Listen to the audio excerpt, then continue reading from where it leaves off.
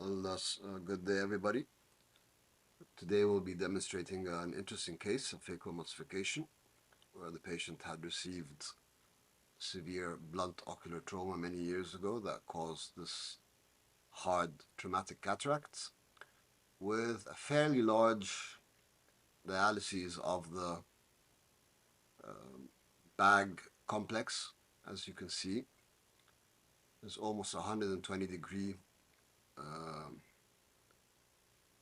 area of zonular loss. So what you need to do in these cases is you need to tamponade the area of dialysis with a dispersive OVD to minimize any chances of the vitreous prolapsing from this area during your phaco maneuvers and the high fluidics expected with any phaco case. So it's preferable to do your capsulorhexis in a manner where you minimize as much as possible the traction away from the area of dialysis. What I mean is try to minimize your pulling in the direction of starting from the area of dialysis to the other direction. So I like to do it with a cystotome. I feel it's more soft on the capsule. There's not as much traction on the capsular back complex as you would with a rhexis forceps. But a forceps will also do, but always be careful with your maneuvers not to put any unnecessary traction on the area where there's a pre-existing dialysis. I cannot stress enough how important hydrodissection is. Without complete unlocking of the nucleus from the back complex, you'll have a lot of trouble and you'll put a lot of stress on the area of zonular dialysis during your phacoemulsification.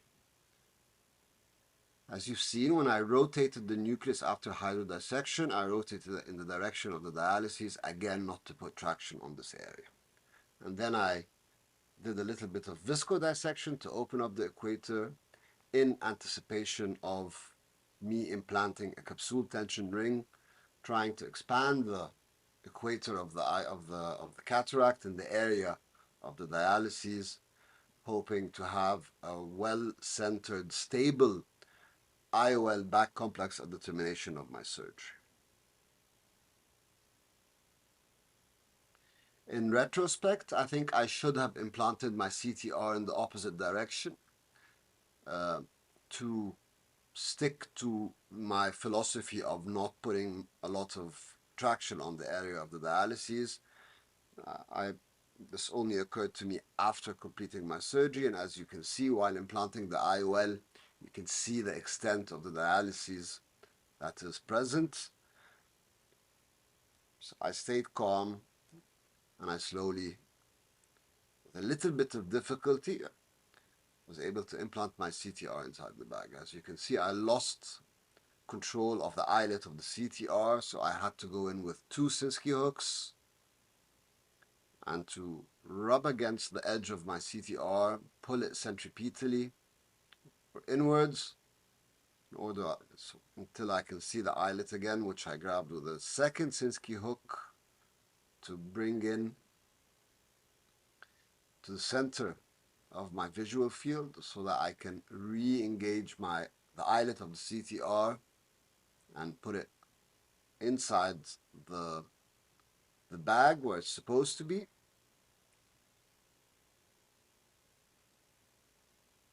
Here we are. And then I rotated the CTR inside the equator so that I can have the maximum area of contact between the CTR and the area of zonular dialysis. Another option was for me to put a CTS, a capsule tension segment. Unfortunately, these pieces of equipment are not readily available where I was working, so a CTR was the only option I had. With phacoemulsification in such cases, as you can see and you will see shortly, it's a hard cataract. I prefer direct phacochopping techniques. So this is a hybrid between horizontal and vertical chopping. trying to minimize my traction or any traction on the area of dialysis. The whole concept of quick chopping is to break down the nucleus into smaller and smaller bits so that you can easily remove all the nuclear fragments or the cataract from the bag with minimum phaco power. So slowly but surely, with repetitive motions, I gently rotate the nuclear fragments so that they lie directly in front of my phaco probe. And then I impale my phaco probe with high energy bursts of longitudinal phaco to get a good impalement of the nucleus. And then with a sharp chopper, I vertically divide the nuclear fragments into smaller and smaller and smaller bits.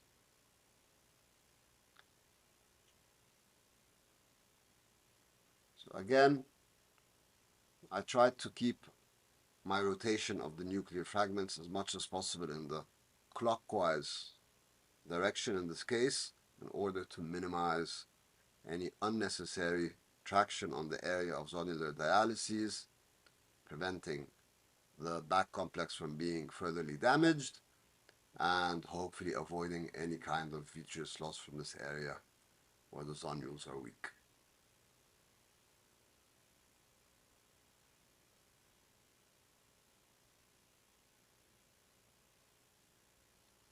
It's always a bit scary in these last few fragments because of the instability of the back complex. Sometimes with the high fluidics, what happens is that the back complex becomes so unstable that it can very easily be aspirated into your phaco probe. So careful with your last fragments. Then we switch to irrigation aspiration of the cortical material, which is usually a straightforward step in phacoemulsification, but not necessarily so in the presence of a CTR, as the CTR acts as a mechanical barrier, as you can see, that prevents the the cortical fibers from easily being aspirated and pulled out of the bag. So you have to be careful.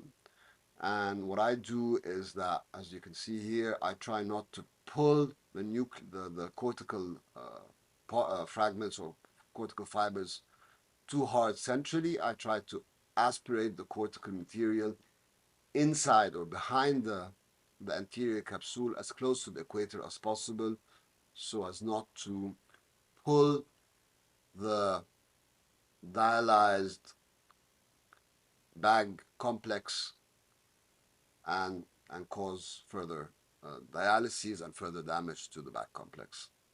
All small tricks that help. Again, the whole purpose of all these steps is to minimize traction and minimize further zonule damage and minimize vitreous loss, hoping that finally at the termination of your surgery you can have an IOL in the bag where it should be, which is well centered with good post-operative visual results for the patients.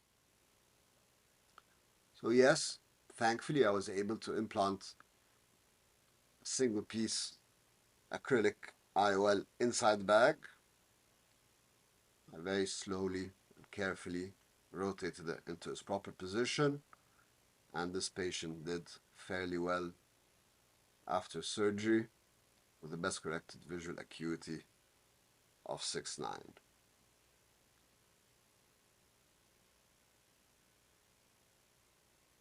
Thank you very much for your attention, and follow me here for more interesting phaco cases.